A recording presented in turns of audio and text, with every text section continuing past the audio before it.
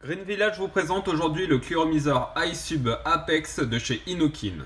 Ce chloromiseur vous est envoyé dans un packaging en carton comme celui-ci. Vous pouvez voir sur la devanture le iSub Apex Tank avec ici une courte description sur les caractéristiques techniques et à l'arrière on va retrouver un petit résumé sur les performances du chloromiseur. On va ouvrir le pack, voir ce qu'il y a à l'intérieur. On va retrouver dans un premier temps une notice d'explication qui sera uniquement en anglais pour vous expliquer comment recharger votre chloromiseur de liquide et comment changer la résistance. Ensuite, on aura donc le chloromiseur iSub Tank, juste ici qu'on verra par la suite. On aura un deuxième drip tip Amperex, une deuxième résistance, donc sachant que les résistances c'est les mêmes, vous allez avoir deux résistances de 0,5 ohms à utiliser entre une plage de puissance de 20 à 35 watts et on va avoir un set de joints de remplacement. Au niveau de ses caractéristiques techniques, il va mesurer 65 mm de haut pour un diamètre de 22.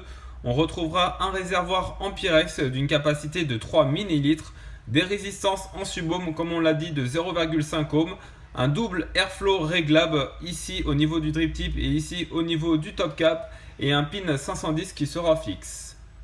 Côté design, on aura sur le dessus un drip tip 510 amovible avec deux joints d'étanchéité et un airflow intégré avec un large trou pour avoir un bon tirage d'air et pour faire de bonnes productions de vapeur.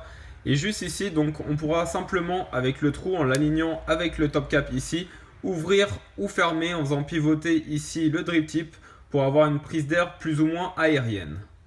Le top cap va comporter une gravure ici au laser avec comme nom iSub avec un signe de l'oméga. Ce top cap va pouvoir bouger de gauche à droite. Donc comme vous voyez, vous allez avoir un petit dessin ici avec une pipette pour pouvoir remplir votre réservoir de liquide. Donc il faudra bouger dans le sens de la flèche. Donc là on va avoir deux entrées pour pouvoir remplir de liquide. Donc par une des deux entrées, peu importe. Et là un autre logo pour vaper. Donc là il va falloir le fermer. Donc remplissage ici de ce sens là. Une fois que vous avez fini de remplir, vous refermez, vous pouvez vaper avec. En dessous on va avoir ici la bague d'airflow qui va être réglable à double entrée en œil de cyclope.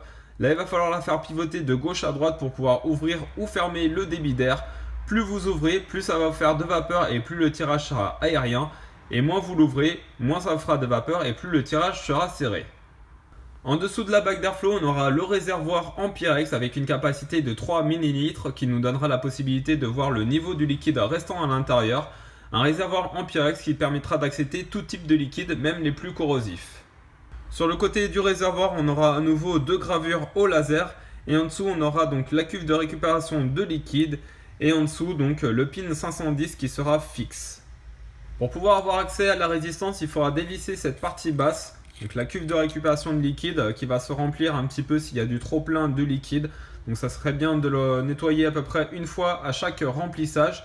Et là on va retrouver la résistance qui est simplement emboîtée. Vous allez avoir un sens pour la résistance avec les deux arcs de cercle qui vont s'emboîter pile poil en face ici. Voilà, rien de très compliqué. Donc on va ici maintenant voir la résistance, comment elle est faite. La résistance iSub de 0,5 ohm va vous permettre de vaper entre 20 et 35 watts. Il y aura deux grosses arrivées de liquide pour pouvoir utiliser tout type de liquide, même les plus gras. Avec ici un bon airflow ici pour pouvoir refroidir un maximum la résistance pour pouvoir produire davantage de vapeur. Et sur le dessus, on va retrouver un grillage pour éviter les remontées de liquide. Le iSub dispose d'un airflow qui se situera donc au-dessus de la résistance, qui évitera donc toutes les remontées de liquide et toutes les fuites potentielles. On va voir maintenant comment remplir le chloromiseur de liquide. Vous allez voir, c'est vraiment très simple.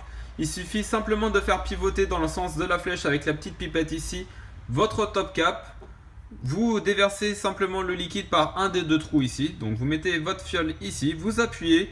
Vous remplissez le long de la paroi votre liquide et une fois que c'est terminé, que le réservoir est plein, vous refermez tout simplement et votre chloromiseur est prêt.